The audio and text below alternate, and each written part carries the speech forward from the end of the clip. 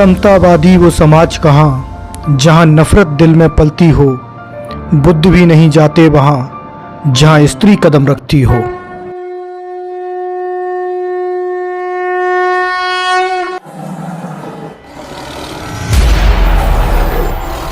जय श्री राम दोस्तों, स्वागत है आप सभी का सनातन धर्म यात्रा में। दोस्तों, आप सभी जानते हैं कि हम मनुष्यों में यह एक स्वभाव होता है कि हम किसी न किसी से घृणा करते ही हैं, मगर उस घृणा का भी एक स्तर और एक अंत होता है। मगर सोचिए कि क्या हो जब एक ऐसा व्यक्ति जो किसी मत का प्रणेता हो, जिसे भगवान की उपाधि दी गई हो, क्या वो किसी से घृणा कर सकता है? आपका जवाब होगा नहीं, वो नहीं कर सकता। उसके लिए सभी प्राणी समान होंगे, वो सभी से समान व्यवहार करेगा। लेकिन यह सत्य नहीं है, क्योंकि बौद्ध मत के प्रणेता भगवान गौतम बुद्ध ऐसे नहीं थे। उन्हें स्त्री जाति से नफरत थी और उनकी घृणा का स्तर ये था कि वो स्त्रियों को वैश्या, नागिन और नरकगामी ना जाने क्या क्या कहते थे। जिस स्त्री जाति से उनका भी जन्म हुआ, उसके प्रति भगवान बुद्ध के क्या विचार रहे, मैं पहले भी कई बार आपको बता चुका हूँ। और आज एक नई जातक आपको बताऊंगा। इसका नाम है मच्छ जातक। तो देखिए इसमें भगवान गौतम बुद्ध क्या कहते हैं। मच्छ जातक जातक कथा की 36वीं जातक है। तो दोस्तों, इस जातक में लिखा है कि यह गाथा बुद्ध ने जेतवन में विहार करते समय पूर्व भार्या के लुभाने के बारे में कही। वर्तमान कथा यह है, उस समय बुद्ध ने उस भिक्षु से पूछा, भिक्षु क्या तू सचमुच उत्कंठित है? भगवान, सचमुच। तुझे किसने उत्कंठित किया है? बनते, मेरी पूर्व भार्या के हाथों में माधुर्य है, उसे नहीं छोड़ सकता हूँ। तब बुद्ध ने, हे भिक्षु, यह स्त्री तेरा अनर्थ करने वाली है। पूर्व जन्म में भी तू इसके कारण मरते मरते मेरी शरण में आने से मरने से बचा। कह पूर्व जन्म की कथा कही। यहाँ पर बात क्या है कि बौद्ध भिक्षुओं का एक भिक्षु है जो कि अपनी पत्नी के कारण भिक्षु संघ को छोड़ना चाहता है, और भगवान गौतम बुद्ध उस बौद्ध भिक्षु को समझा रहे हैं कि स्त्री के चक्कर में तू पहले भी मरते मरते बचा है, तो क्यों स्त्री के पास जाना चाहता है। अब बात करते हैं अतीत कथा की। तो अतीत कथा में भगवान गौतम बुद्ध बताते हैं कि पूर्व जन्म में वाराणसी में राजा ब्रह्मदत्त के राज्य करने के समय बोधिसत्व उनके पुरोहित थे। मछुओं ने नदी में जाल फेंका। एक महामत्स्य अपनी मछली के साथ रथ क्रीड़ा करता हुआ आ रहा था। उसके आगे आगे जाती वह मछली जालगंध सूंघ कर जाल से हटकर निकल गई, लेकिन वह कामासक्त लोभी मत्स्य जल के भीतर ही जा फंसा। मछुओं ने उसे जाल में प्रविष्ट हुआ जान जाल को उठा, मत्स्य को बिना मारे ही ले जाकर बालू के ऊपर डाल दिया। उन्होंने सोचा कि इसे अंगारों पर पकाकर खाएंगे, इसलिए अंगार बनाने लगे और सलाई यानी कि कांटे छीलने लगे।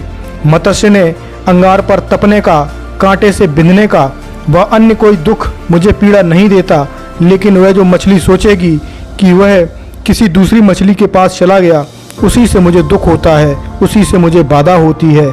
कह रोते पीटते यह गाथा कही। और ये पाली भाषा में लिखा हुआ है। इसका अर्थ है, न मुझे शीत की पीड़ा है, न उष्णता की पीड़ा है, न जाल में बंधने की पीड़ा है। मुझे दुख तो यह है कि मेरी मछली मेरे बारे में समझेगी कि वह रति के मारे किसी दूसरी मछली के पास चला गया। नमम शीतम नमम उहम। मत्स्यों को पानी से बाहर निकालने के समय शीत लगता है, पानी में जाने में गर्मी लगती है। सो दोनों के बारे में न तो मुझे शीत ही पीड़ा देता है, न गर्मी। कह रोता है। और जो अंगार में पकने का दुख होगा, उसके बारे में भी मुझे गर्मी पीड़ा नहीं देती, कह रोता ही है। नमम जालस्मी बांधनम। और जो मेरा जाल में बंधना हुआ, वह भी मुझे पीड़ा नहीं देता, कह रोता है।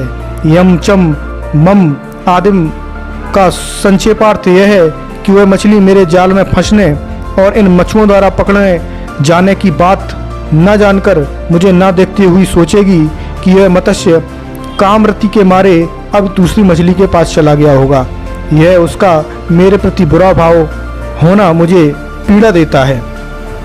कह बालू के ऊपर पड़ा पड़ा रोता पीटता है। उस समय दासों से घिरा हुआ पुरोहित स्नान करने के लिए नदी में आया। उसे सब प्राणियों की बोली समझ में आती थी। सो इस मत्स्य का रोना पीटना सुनकर उसके मन में यह विचार उत्पन्न हुआ, यह मत्स्य कामासक्ति से, दुख से पीड़ित होकर रोता है। अब यहाँ सोचिए कि वो तो रो रहा था कि मेरी पत्नी मेरे बारे में गलत सोचेगी, और यहाँ पर पुरोहित को लग रहा है कि जो मछली है वो कामासक्ति की वजह से रो रही है। इस प्रकार आतुर यानी दुखित चित्त होकर मरने पर भी यह नरक में ही उत्पन्न होगा। मैं उसका उद्धार करने वाला होऊंगा। यह सोच मछुओं के पास जाकर कहा, भो, तुमने हमें एक भी दिन सालन के लिए मछली नहीं दी। मछुओं ने कहा, स्वामी क्या कहते हैं, आपको जो मछली अच्छी लगे उसे ले जाइए, हमें और किसी मछली से काम नहीं, यह मत्स्य दे दो, स्वामी ले जाएं। बोधिसत्व ने उसे दोनों हाथों से ले नदी के किनारे बैठ, भो मत्स्य, यदि आज मैं तुझे ना देखता तो तेरे प्राण जाते रहते। अब से क्लेश यानी कि कामासक्ति के वशीभूत ना होना, यह उपदेश कर पानी में छोड़ नगर में प्रविष्ट हुए। बुद्ध ने इस धर्म देशना को कहे आर्य सत्यों को प्रकाशित किया।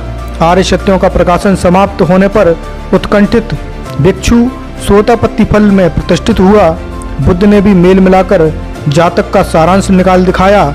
उस समय की मच्छी अब की पुरानी भार्या थी, मत्स्य अब का उत्कंठित भिक्षु, और पुरोहित मैं ही था। अब यहाँ पर एक बात सोचिए कि यह जो भिक्षु है अपने पूर्व जन्म में अपने कारण ही मछली के पीछे पड़ा हुआ था, इसमें मछली की क्या गलती। और यहाँ पर भी भगवान गौतम बुद्ध उस मछली को यानी कि उस स्त्री जाति को दोष दे रहे हैं। तो इस जातक पर आपके क्या विचार हैं, कृपया कमेंट बॉक्स में अवश्य बताएं। बने रहिए सनातन धर्म यात्रा के साथ और लेते रहिए रोचक एवं मनोरंजक जानकारी प्रमाणों के साथ। धन्यवाद। जय श्री राम।